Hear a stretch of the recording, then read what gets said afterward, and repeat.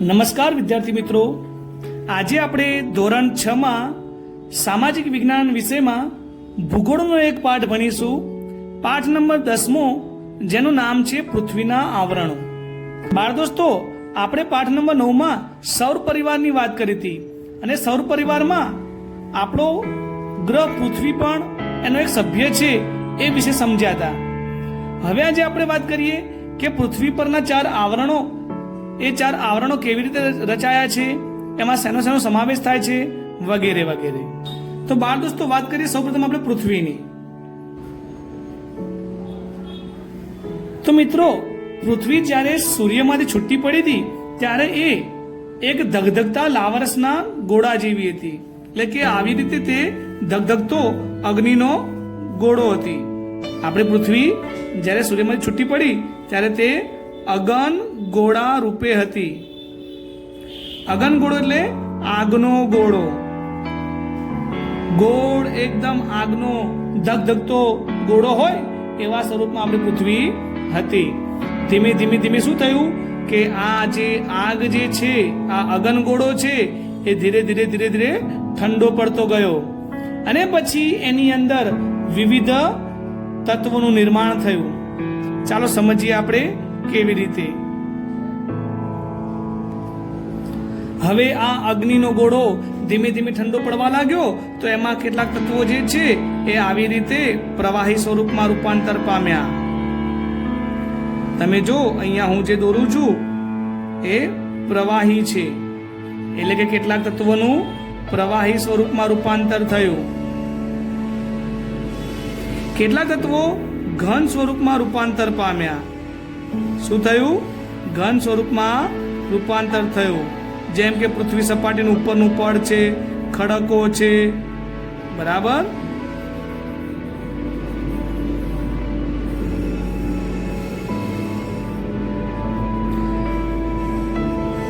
બાળ દોસ્તો, આ તમને સમજાવવા માટે માત્ર છે. તો જે તમે આ ઘન પદાર્થો, ઘન આવા ખડકો જોઈ શકો છો, બરાબર, એ છે ઘન સ્વરૂપ. અને કેટલાક પદાર્થો એવા છે કે જે હલકા હતા, એટલે કે વાયુ સ્વરૂપમાં હતા, જે ઊંચે જ રહ્યા, વાતાવરણમાં જ આવી રીતે ઉપર જ રહ્યા, તો એ છે વાયુ સ્વરૂપ. શું છે? વાયુ સ્વરૂપ. તો બાળ દોસ્તો, આવી રીતે આ પૃથ્વીનો જે અગનગોળો હતો, એ અગનગોળો ધીમે ધીમે ધીમે ઠંડો પડતો ગયો અને કેટલાક પદાર્થો પ્રવાહી સ્વરૂપમાં, કેટલાક ઘન સ્વરૂપમાં અને કેટલાક વાયુ સ્વરૂપમાં રૂપાંતર પામ્યા. અને આ બધું થવાથી એમાં પર સજીવ સૃષ્ટિ આવી. તો ચાલો હવે આપણે સમજીએ આ તમામ તત્વો અને એનાથી બનેલા વિવિધ આવરણો વિશે. તો બાળ દોસ્તો, હવે વાત કરીએ છીએ આપણે પૃથ્વીના આવરણોની. પૃથ્વીના આવરણો. તો પૃથ્વી સપાટી પર કુલ 4 આવરણ આવેલા છે, બરાબર. કેટલા આવરણ આવેલા છે? કુલ 4 આવરણો આવેલા છે.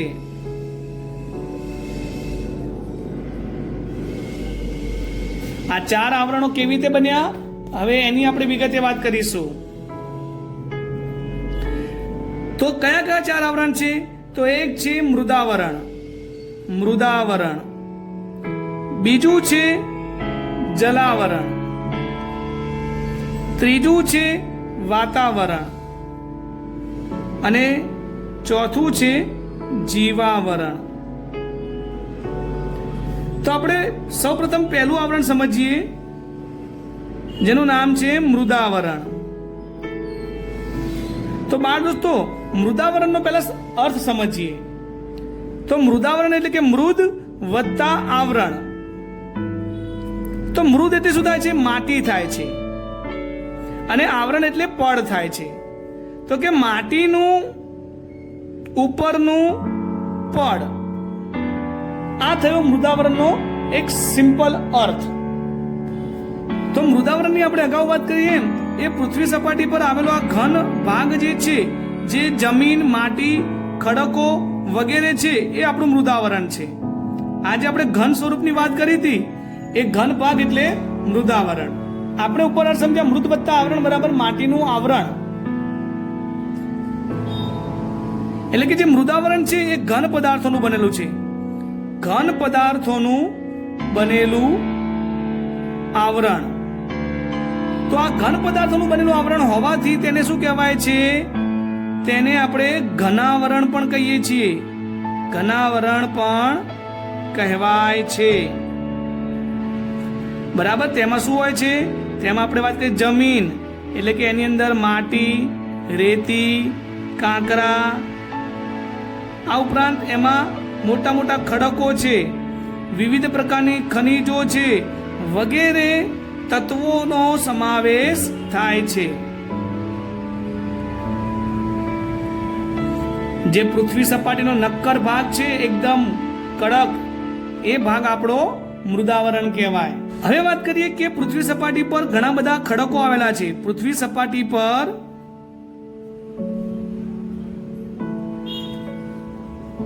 ખડકો અથવા તો શિલાઓ આવેલી છે. અને આ જે ખડકો અને શિલાઓનું જે આવરણ બન્યું છે એ જ મૃદાવરણ છે. એટલે ખડકો અને શિલાઓના કારણે એને ક્યારેક ખડકાવરણ પણ કહેવાય છે. ખડકાવરણ અથવા તો એને શિલાવરણ પણ કહેવામાં આવે છે. ખડક વત્તા આવરણ, ખડકોનું બનેલું આવરણ, અને શિલા વત્તા આવરણ એટલે કે શિલાઓનું બનેલું આવરણ. બરાબર. મોટા મોટા પથ્થરને શું કહેવાય છે? શિલા કહેવાય છે.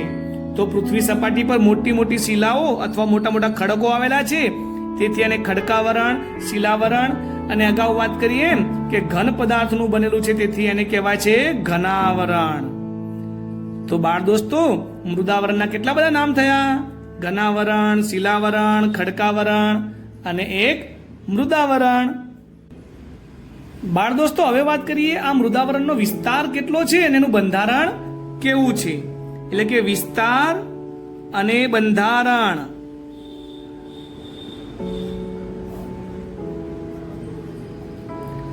તો પૃથ્વી સપાટીથી શરૂ કરીને છેક નીચે સુધી આ પૃથ્વીનો જે ઉપરનો પોપડો છે એ કેટલો જાડો છે એની વાત કરીએ તો કે પૃથ્વીનો ઉપરનો જે પોપડો છે એ ઉપરનો પોપડો લગભગ 64 કિલોમીટરથી શરૂ કરીને 64 કિલોમીટરથી 100 કિલોમીટર સુધી જાડાઈ ધરાવે છે.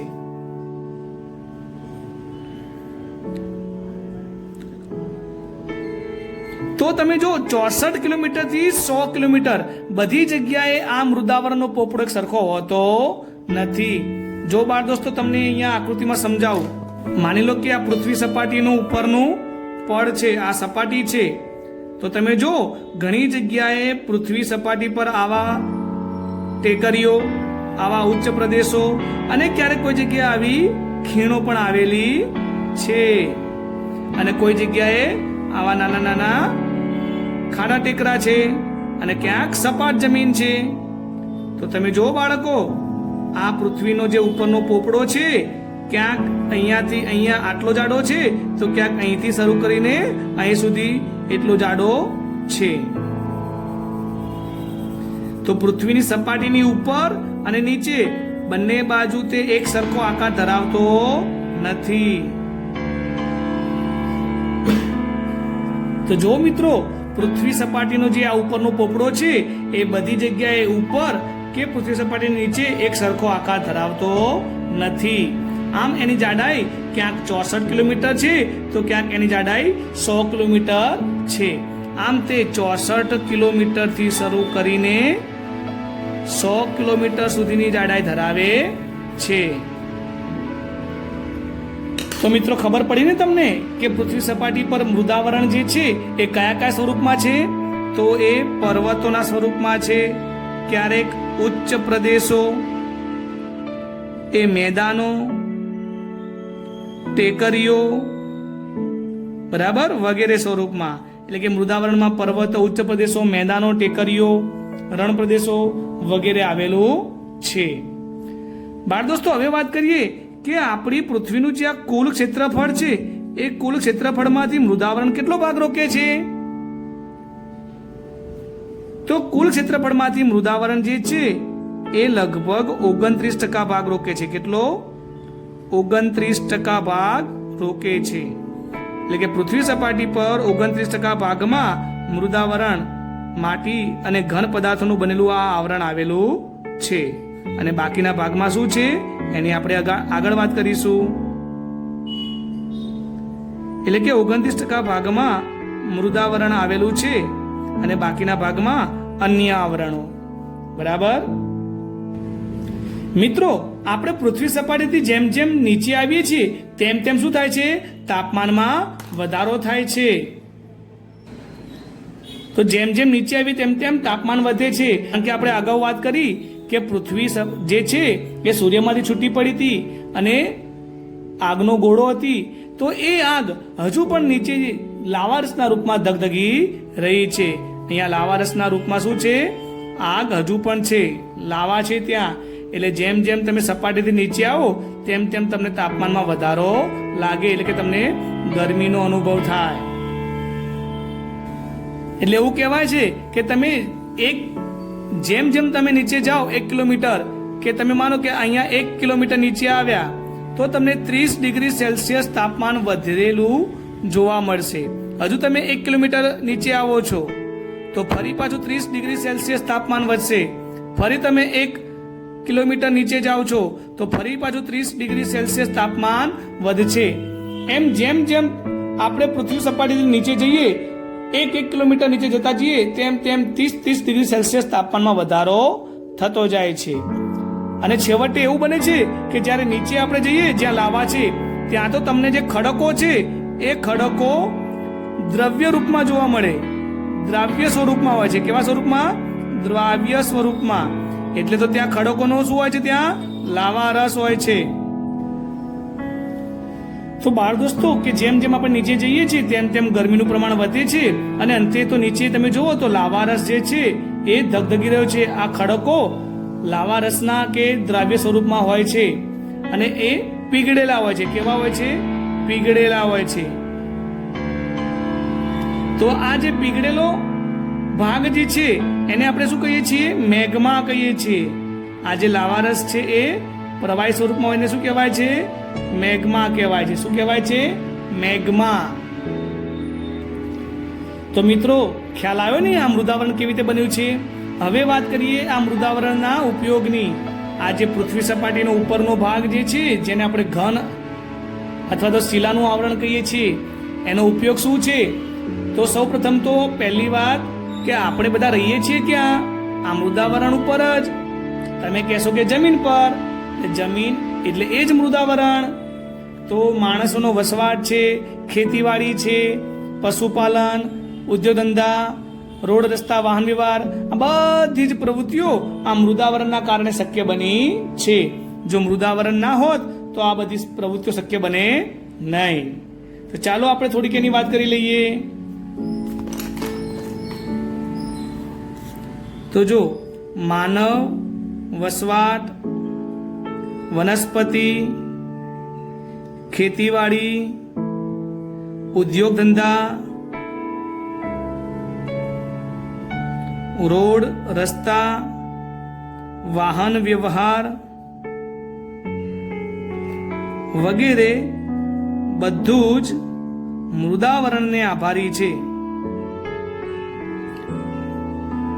જો મૃદાવરણ એટલે કે આ ઉપરનો ઘન પોપડો ના હોત તો આમાંનું કશું જ થઈ શકે નહીં. સમજ પડી ને? તો હવે આપણે વાત કરીશું નેક્સ્ટ જલાવરણની.